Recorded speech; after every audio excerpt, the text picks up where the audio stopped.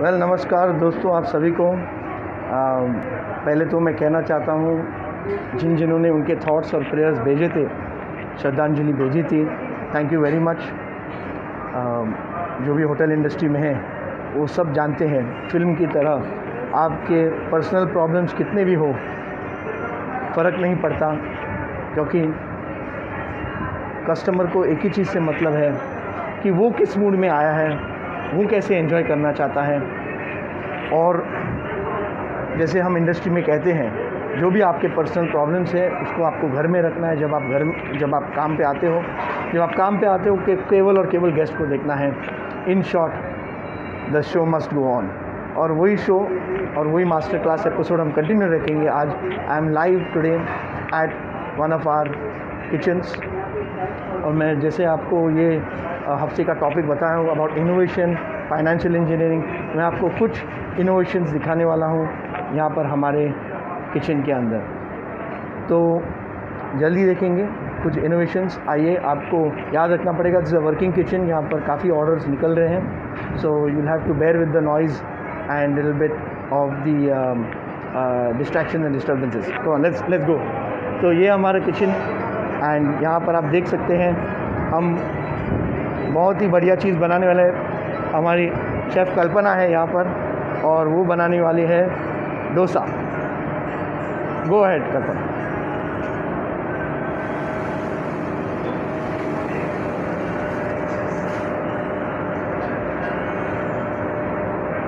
अभी आप सोचेंगे कि ये तो डोसा तो नॉर्मल है, आज इनोवेशन में ये वीडियो क्यों दिखा रहे हैं, पर आप देखते जाइए ये क्या इनोवेशन है इस वीडियो में।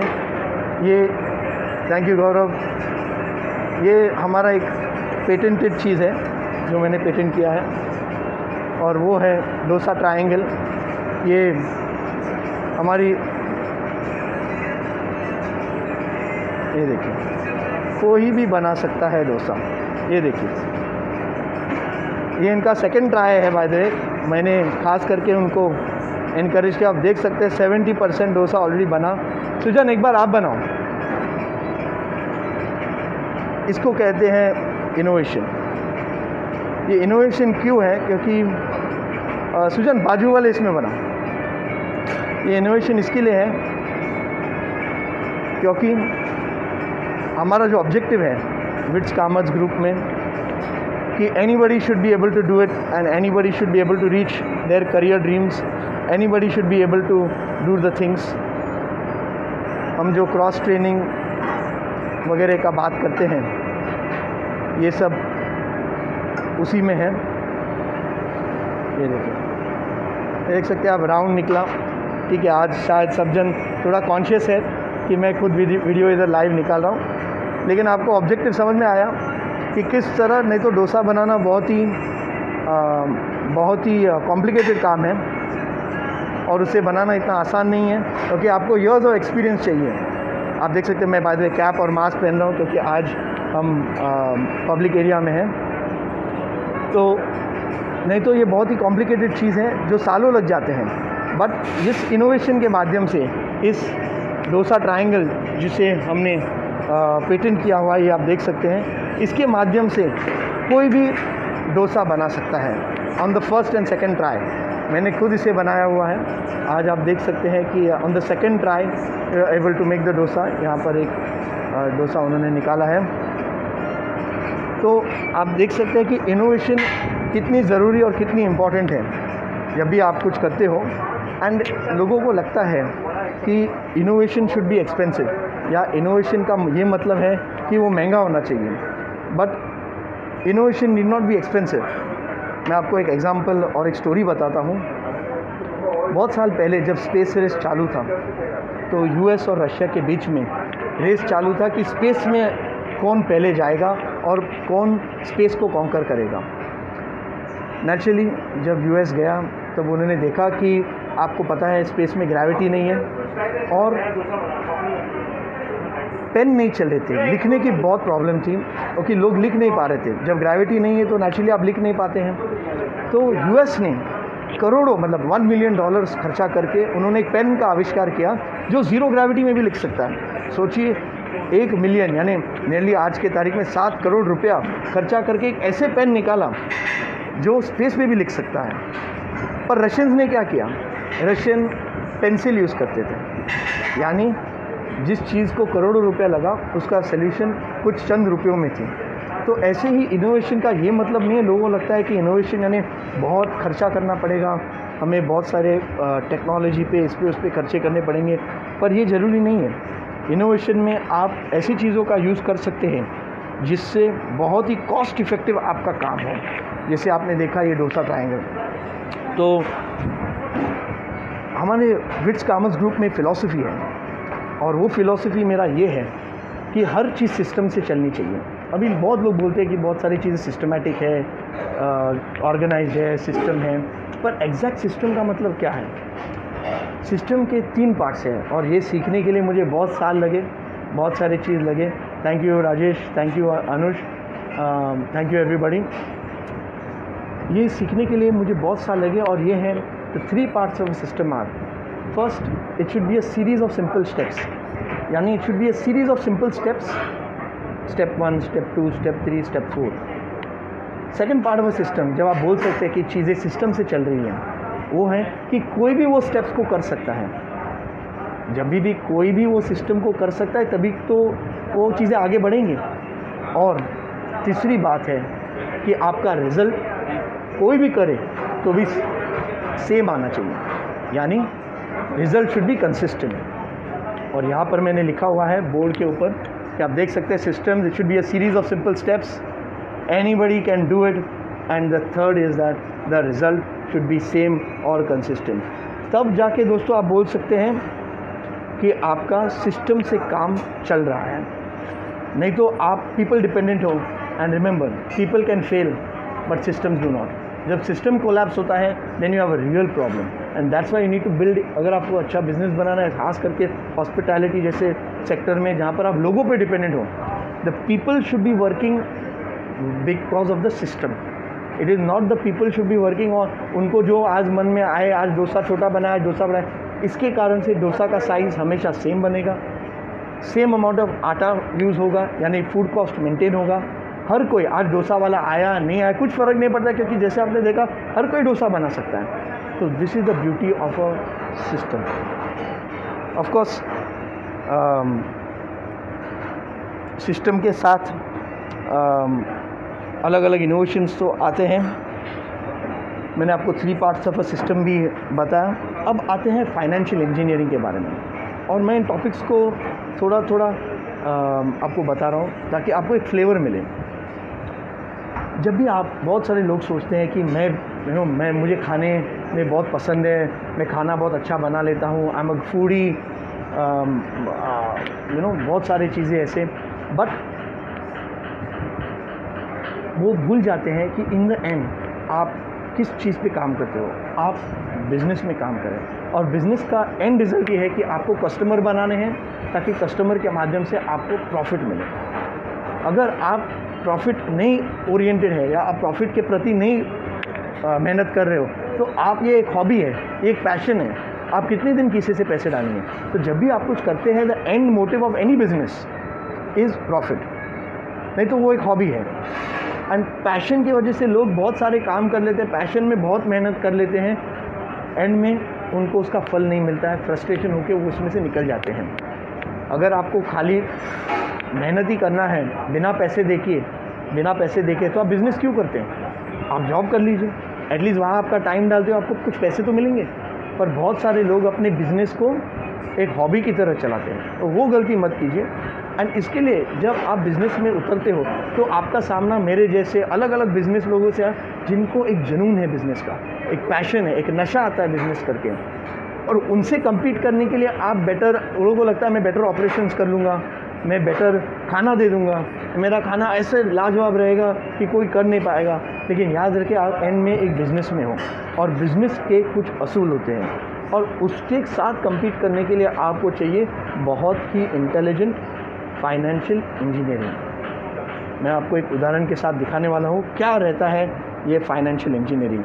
मैंने यहाँ पर एक बोर्ड भी लिखा हुआ है, जैसे मैंने कहा ये एक वर्किंग यूनिट है, तो मेरे पास ये देखिए, ये है फाइनेंशियल इंजीनियरिंग। मैंने एक एग्जांपल लिया एक बिरयानी का, और अगर आप देखें तो the selling price is 150 rupees. अगर आप देखेंगे तो पहले आपका ऑनलाइन कमीशन आएगा 20% यानी -30 रुपीज़, फिर आएगा आपका रेंट यानी 15% -22 रुपीज़, फिर आएगा आपका फूड कॉस्ट। याद रखिए आप एक क्लाउड किचन में हो तो आपके फूड कॉस्ट बहुत ही मायने रखते हैं, आपको खाना तो बढ़िया देना ही है।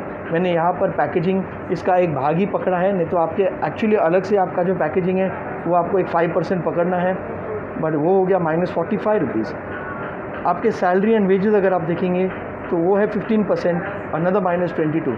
और अगर आप मिसलिनियस ओवरहेड्स भी लेंगे तो मैंने ये बहुत ही कम पकड़ा है एट 10%, वो आएगा आपका -15, यानी कुल मिला के आपका हो गया 90% खर्चे। यानी जब आप टोटल करेंगे 150 रुपये में से 10% अगर बचा तो वो हो गया केवल और केवल 15 रुपये। दोस्तों 15 रुपये में आपका क्या घर चलने वाला है, इसके लिए बहुत ज़रूरी है। ये तो मैंने आपको जनरल एक P&L दिखाया रेस्टोरेंट बिज़नेस के बारे में।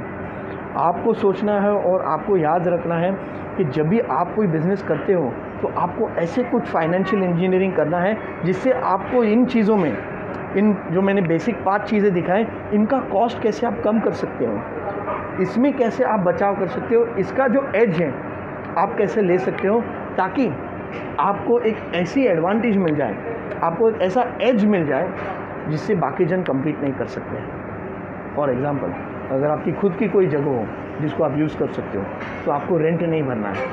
बहुत सारे लोग आज अगर आप ऊबर और ये सब चीज़ों के मॉडल देखेंगे तो ऊबर गाड़ी खरीद नहीं लेता है, वो अलग अलग ड्राइवर्स को रखता है जो जिन्होंने खुद की गाड़ी चलाई, खुद की गाड़ी लगाई हो, या ऑलरेडी उनकी गाड़ी है और वो उतनी चल नहीं रही है, तो ये उनको एक एडेड इनकम सोर्स मिल जाता है। So that is where their financial engineering is on what, कि people already own their own car. आप अगर खुद की डिलीवरी बॉय रखेंगे, आप अगर कॉन्सेंट्रेटेड एरिया में रखेंगे तो आपको ऑनलाइन कमीशन से आपका बचाव हो सकता है, आप उसे कम कर सकते हो। क्यों? क्योंकि आपकी खुद की डिलीवरी बॉय है। अगर आप बाकी चीज़ें देखेंगे जैसे फूड कॉस्ट, क्या आपके पास ऐसे कोई लिंकेजेस हो, फार्मर कॉन्टैक्ट्स, या आप ऐसे कोई जिससे खाना आपको और बढ़िया रेट में मिले। याद है बिजनेस में majority of the profit is always in the buying, not in the selling. ये और एक गुरु मंत्र है, आज ऑलरेडी मैंने आपको सिस्टम्स के बारे में बताया, बट ये बहुत ही एक बड़ी गुरु मंत्र है कि the profit always is in the buying and not in the selling. आप किस प्राइस पे आप खरीदते हो ये ज़्यादा मायने रखता है, ना कि आप किस प्राइस पे बेचते हो। क्योंकि किस प्राइस पे आप बेचेंगे ये तो मार्केट डिटरमिन्ड है, बट किस प्राइस पे आप खरीद सकते हो यही आपकी स्किल और टैलेंट है। फिर हो गया नेचुरली आपकी सैलरी। यहाँ पर आपने देखा, मैंने आपको यहाँ पर दिखाया किस तरह से हम मल्टी स्किल मल्टी टैलेंटेड लोगों को कर रहे हैं। हम ऑर्डिनरी लोगों को लेके उनको एक्स्ट्रा ऑर्डिनरी बना रहे हैं बाय यूजिंग सिस्टम। उनका जो मल्टीप्लायर इफेक्ट है वो सिस्टम से बढ़ रहा है। एंड लास्ट हो गया ऑब्वियसली आपका ओवरहेड्स। आपके ओवरहेड्स को भी आपको कर्टेल करना है, आपको देखना है तो किस तरह से आपके जो एडवांटेजेस हैं जो दूसरों के पास नहीं है उसके यूज़ करके आप ऐसा कुछ बनाइए जिससे आपका ओवरऑल जो फाइनेंशियल इंजीनियरिंग मॉडल है उसको आप एक्सेलरेट करो। जब आपका मॉडल ही स्ट्रांग रहेगा, जब आपका business model on paper with clarity strong रहेगा, तब आप इजीली सक्सेस कर सकते हो।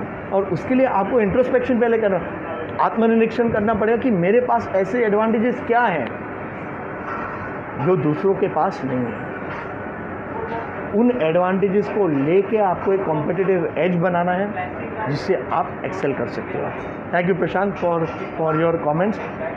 तो दोस्तों आपने देखा कि किस तरह से इन 3 चीज़ों को यूज़ करके, that is innovation need not be expensive. Second, systems, जब आप सिस्टम्स को यूज़ करते हो, सिस्टम्स को इम्प्लीमेंट करते हो, आपके लोगों को एक मल्टीप्लायर इफेक्ट मिल जाता है, आपके बिजनेस को एक मल्टीप्लायर इफेक्ट मिल जाता है जिससे आपकी बिजनेस कंसिस्टेंटली सिस्टम ओरिएंटेड चलेगी। और जब आप एक सिस्टम ओरिएंटेड बिजनेस बनाते हो तभी आपको मल्टीप्लिकेशन, डुप्लीकेशन, रेप्लिकेशन आप कर सकते हैं।